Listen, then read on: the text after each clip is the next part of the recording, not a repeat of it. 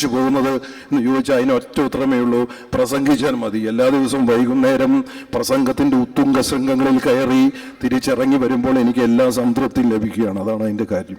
ഇപ്പോൾ അയർലൻഡിലുള്ള മലയാളികളും ഒക്കെ നമ്മളെ തിരിച്ചറിയുന്ന മോഹൻലാലിനെതിരെ 2 ഡയലോഗ് പറഞ്ഞപ്പോഴാണ്. ഇപ്പോൾ ടി വിയിൽ നിങ്ങൾ കൂടുതൽ ഇപ്പോൾ വഴിക്കൂടൻ അറിയുന്ന മോഹൻലാൽ തലയിൽ വെച്ചിരിക്കുന്നതും മോഹൻലാലിനെ പോലുള്ള നടന്മാരെ പറ്റി ഒരു വിവാദം വന്നപ്പോഴാണ്. അപ്പോൾ വിവാദം ഉണ്ടാകുമ്പോഴാണ് ആളുകളെ തിരിച്ചറിയുന്നത്. അതാണ് കാര്യം. എൻ്റെ ഗുരുനാഥനാണ് അഴീക്കോട് സാർ. അപ്പം ഞങ്ങൾക്ക് പ്രിയപ്പെട്ട അഴീക്കോട് സാറിനെയും കണ്ടുകൊണ്ട് ഇനിയിപ്പോൾ അങ്ങോട്ട് വടക്കോട്ട് പോയിട്ട് കാര്യമില്ല, കാരണം ഭാഷയൊക്കെ ചെറുതാവും. മലപ്പുറത്തൊക്കെ കോഴിക്കോടൊക്കെ എത്തിക്കഴിഞ്ഞാൽ നിങ്ങൾ പോണേ അങ്ങനെയൊക്കെ ആയിപ്പോവും, ഭാഷ ചെറുതാവും. അപ്പം അതുകൊണ്ട് ഇനി ഭാഷാപരമായ കാര്യങ്ങളിൽ ഞാൻ മറ്റു ചിലർക്ക് വരികയാണ്. ഇപ്പോൾ മലയാളിയെ സംബന്ധിച്ചിടത്തോളം ഏറ്റവും പ്രധാനം വസ്ത്രത്തിനാണ്. ഭക്ഷണം കഴിക്കാനില്ലെങ്കിലും നമ്മുടെ നാട്ടിൽ നല്ലപോലെ വസ്ത്രധാരണം നടത്തും. ഞാൻ കോളേജിൽ പഠിക്കുന്ന കാലത്ത് എൻ്റെ കൂടെ പഠിച്ച എൻ്റെ കൂടെ പഠിച്ച പെൺപിള്ളേരൊക്കെ ധാവണിക്കാരായിരുന്നു. അന്ന് അവര് ആർട്ട് ഫെസ്റ്റിവലിലാണ് ധാവണി എടുത്ത് വരിക. നല്ല ഭംഗിയായിരുന്നു കാണാൻ. ഇപ്പൊ അതൊക്കെ പോയല്ലോ. അപ്പൊ ഈ ധാവണി എടുത്ത് പെൺപിള്ളേര് വരുമ്പോ അവർക്ക് വലിയ ശല്യാണത്. കാണാൻ നല്ല ഭംഗിയാണെങ്കിലും അവരെപ്പോഴും ഇതാ ഇങ്ങനെ കാണിക്കുന്നതാണ്. കാരണം വെച്ചാൽ ഈ പുരുഷന്മാരുടെ കണ്ണുകൊണ്ടുള്ള കടുക് പറക്കെ ഇട്ടിട്ട് ഞരമ്പ് രോഗികളുടെ. അപ്പൊ അവരിങ്ങനെ നോക്കിയിട്ട് ആമ്പിള്ളേരും പ്രായരും അവരോട് മുഖത്ത് നോക്കി സംസാരിക്കില്ല. എന്താ മോളെ അമ്പടാ. അന്ന് അവര് നടക്കുന്ന നടയെ പറ്റി ഞങ്ങൾ പറയുന്നത് വെച്ചാൽ പ്രാവ് നട എന്നാണ് പറയുക. ഒരു പ്രാവ് ചിറക് ഒതുക്കി വെച്ച് നടന്നു പോകുന്ന പോലെയാണ് അന്ന്.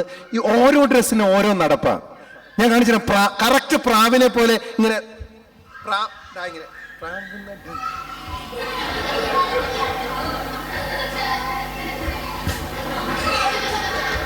അപ്പൊ അവര് പ്രാവിനെ പോലെ നടന്നു വരുമ്പോ ഞങ്ങൾ പാടും, വെഞ്ചിറകൊതുക്കിയ പ്രാവുകൾ പോലുള്ള ചഞ്ചല പദങ്ങളോടെ നീ മന്ദം മന്ദം നടക്കുമ്പോൾ താനേ പാടുമൊരു മൺവിഭജിക ഈ ഭൂമി.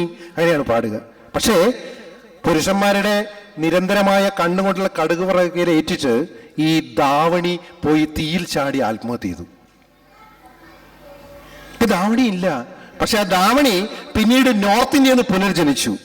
കുറെ കാലങ്ങൾക്ക് ശേഷം ഈ ധാവണി എന്ന് വെച്ചാൽ ഈ വെർട്ടിക്കലായിട്ട് ഇങ്ങനെ ഇരുന്ന സാധനം നമ്മുടെ സ്ത്രീകൾ ബുദ്ധിപൂർവം ഹൊറിസോണ്ടലാക്കി. വെർട്ടിക്കലായതിനെ ഹൊറിസോണ്ടലാക്കിയപ്പോ ഇങ്ങനൊരു വസ്ത്രം വന്നു. അതാണ് ഏറ്റവും വലിയ ചേഞ്ച്. അപ്പൊ ഇത് എൻ്റെ കാലത്ത് ഞാൻ കണ്ട കാഴ്ചയിൽ നിന്ന് ഇപ്പോഴത്തെ സ്ത്രീകളുടെ ഇങ്ങനൊരു വസ്ത്രം കേരളത്തിലെ സ്ത്രീകൾക്ക് വന്നില്ലായിരുന്നെങ്കിൽ എന്തായിരിക്കും നാടിൻ്റെ ഒരു അവസ്ഥ? ഞാൻ നേരത്തെ പറഞ്ഞ രോഗികളെ കൊണ്ട് ഒരു രക്ഷയില്ല. അവിടെ ക്ഷേത്രത്തിലൊക്കെ തൊഴാൻ നിൽക്കുന്ന ചില സ്ത്രീകളെ നോക്കിയിട്ട് അടുത്ത് വന്ന് നിൽക്കുന്നവൻ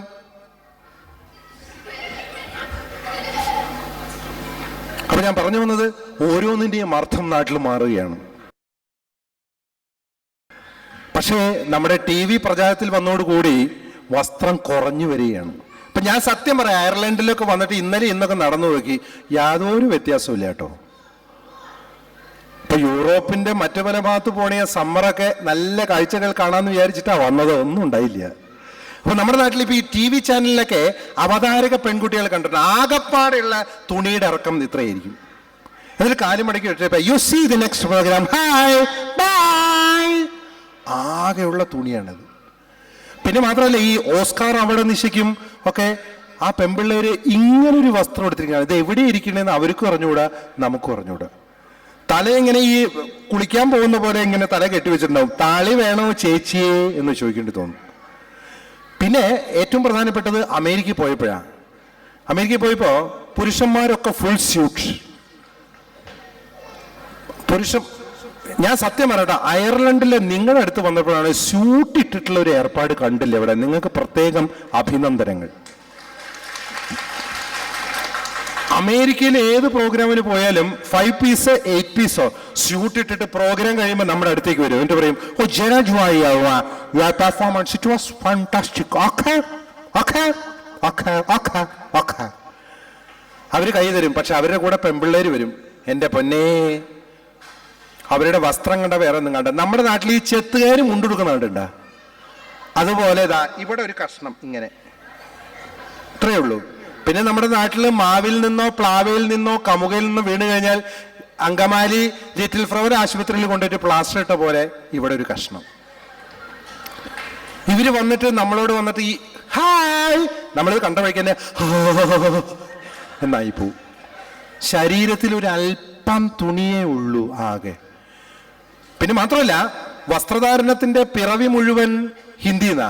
ഞാൻ ഒരിക്കലും ഹിന്ദി സിനിമ കാണാൻ പോയിരുന്നപ്പോ കംപ്ലീറ്റ് തുണി, ഏകദേശം ഇവിടെ നിന്ന് എവിടെ വരെ എന്ന് പറയണം നീളം, ഇവിടെ നിന്ന് 3 കിലോമീറ്റർ നീളത്തിലാണ് സാരി കിടക്കുന്നത്. ഞാൻ വിചാരിച്ചു ഹിന്ദി സിനിമയ്ക്ക് അത്ര നന്നായോ, പെമ്പിള്ളേര് പാട്ട് പാടിയിട്ട് തിരിഞ്ഞപ്പോഴല്ലേ വിവരം മനസ്സിലായത് 3 വള്ളിയേ ഉള്ളൂ പുറകിൽ. ബാക്കിയൊക്കെ ഇവിടെ മാത്രം മൂടി, പിന്നിൽ 3 വള്ളി. എനിക്ക് 3 വള്ളി കണ്ട അപ്പ കൈ തരിക്കും. ആ സമയത്ത് എൻ്റെ കത്രിക കിട്ടിക്കഴിഞ്ഞാൽ I will go and inaugurate almost all the വള്ളീസ്. ആകെ വള്ളിമയം. മലയാള സിനിമയിൽ എത്തുമ്പോൾ 4 വള്ളിയും 1 ഇൻറ്റുവും നടുക്ക് നോക്കി ഒരു വെട്ടിയാൽ കംപ്ലീറ്റ് തുറക്കും. ഇതാണ് വസ്ത്രധാരണം. നമ്മൾ എത്രത്തോളം കാലം പുരോഗമിക്കുന്നു, മൂടി വെക്കുന്നു, അത് അഴിച്ചു മാറ്റുന്ന അവസ്ഥയാണ് ഇപ്പം ലോകത്തിന്റെ. അതുപോലെ നടപ്പും മാറി. ഞാൻ ആദ്യം പറഞ്ഞല്ലോ, ആദ്യകാലത്ത് സ്ത്രീയുടെ നടപ്പിനെ പറ്റി കവി പറഞ്ഞത് ഉടുരാജമുഖി മൃഗരാജകടി ഗജരാജ വിരാജിത മന്ദഗതി എന്ന് പറഞ്ഞാൽ ഒരു ആന നടന്നു പോകുമ്പോൾ പുറകിലൂടെ നോക്കുക. ഒരാന നടക്കുന്നത് എങ്ങനെയാണോ അങ്ങനെയാണത്രേ പണ്ടത്തെ സ്ത്രീ നടക്കുക. അതുകൊണ്ടാണ് നടയ ഗജരാജ. പിന്നെ അത് മാറി. ഞാൻ നേരത്തെ പറഞ്ഞ പോലെ പ്രാവ് നടയായി, പിന്നെ കുട്ടിയാന നടയായി. കാലം മാറിയപ്പോ അത് പൂച്ച നടയായി മാറി. ദാറ്റ് മീൻസ് കാറ്റ് വാക്ക്. കണ്ടിട്ടുണ്ടാവും? ഇത്രേശേ ഉണ്ടാവുള്ളൂ ശരീരം. എന്താ ഒരു ഗൗരവം! പെമ്പിള്ളേര് വന്ന്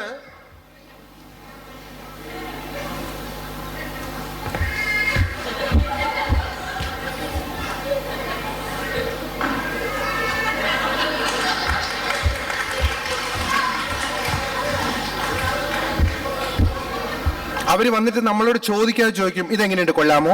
കൊള്ളാമില്ല, എന്ന് ഇത് കൂടെ കണ്ടോളൂ. അത് മാത്രം കണ്ട മുഴുവൻ കണ്ടോളൂ എന്നാണ്. നമ്മുടെ നാട്ടിലെ ആമ്പിള്ളേർ ഒന്നും ജോലിക്ക് പോകാതിരിക്കാൻ കാരണം ഇത് കണ്ടോണ്ടിരിക്കുക കാലത്തോട്ട്. കാറ്റ് വാക്ക്. എന്താ ഒരു ഗൗരവം! അങ്ങനെ നടപ്പിന്റെ രീതി മാറുന്നു, വസ്ത്രത്തിന്റെ രീതി മാറുന്നു. ഇപ്പൊ ഞാൻ നേരത്തെ പറഞ്ഞല്ലോ, ഈ ഇങ്ങനെ ഇട്ടിരുന്ന ധാവണി ഇങ്ങനെയായെന്ന് പറഞ്ഞല്ലോ. ഇത് തന്നെ കുഴപ്പമായി. ഇപ്പോ ഇത് ഇറങ്ങിയ കാലത്ത് നമ്മുടെ നാട്ടിലെ സ്ത്രീകള് ഒരു 97-98 കാലത്ത് പിന്നൊക്കെ ചെയ്യും. 2 പിന്നെടുക്കടി എടുത്തിട്ട് ഒരു സൂചി ഇവിടെ വെച്ച് ഇങ്ങനെയായിരുന്നു. പിന്നെ 1000കണക്കിന് സീരിയലുകളും 100 കണക്കിന് സിനിമകളും എന്താ പറയുക 50ലധികം ചാനലുകൾ കാണാൻ തുടങ്ങിയപ്പോൾ നമ്മുടെ സ്ത്രീകൾക്ക് തോന്നി കുറച്ച് കയറ്റിയിടാം. പിന്നെ കുറച്ചുകൂടെ കയറ്റിയിടാം. പിന്നീട് കയറ്റിയിട്ട് ഇപ്പൊ എന്തായി? കഴുത്തിലൊരു ശങ്കരാഭരണം പോലെയായി. ഇത് അവരറിയുന്നില്ല, ഇത് ഞാൻ കാണുന്നു. അതാണ് കല.